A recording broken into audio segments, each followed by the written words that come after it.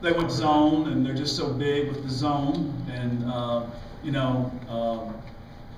think that was a good adjustment for them. And they're just so big, and I just thought that we rushed a couple of shots in there. And, I thought their zone bothered us, and we had some great looks that we didn't knock down. So I just thought they'd pay more attention to her and got bigger people in there on her.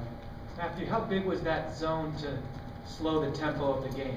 It seemed like them doing. Yeah, it was a big. We just would not push the ball as hard off of made baskets. Of course, they made a lot more baskets in the second half, and so we had more opportunity. And then we didn't turn them over, and what we needed to do is turn them over and get some transition buckets.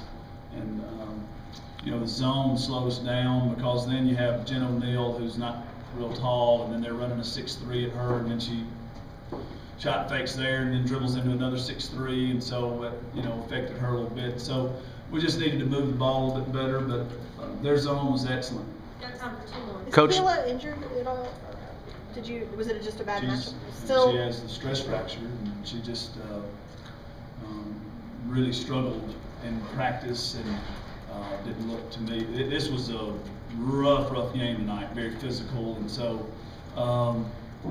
the kids that were in there were doing a good job, and she never struck me as really leading up to the game, locked in, physically able to go against that team. Coach, there were some mismatches. We talk about O'Neill, particularly on defense.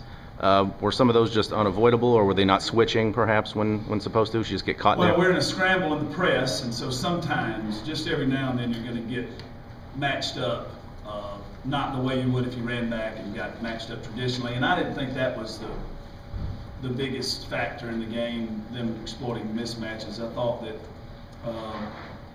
just their ability to make some open shots. They're going to score some buckets at the rim against us. They're just so much bigger.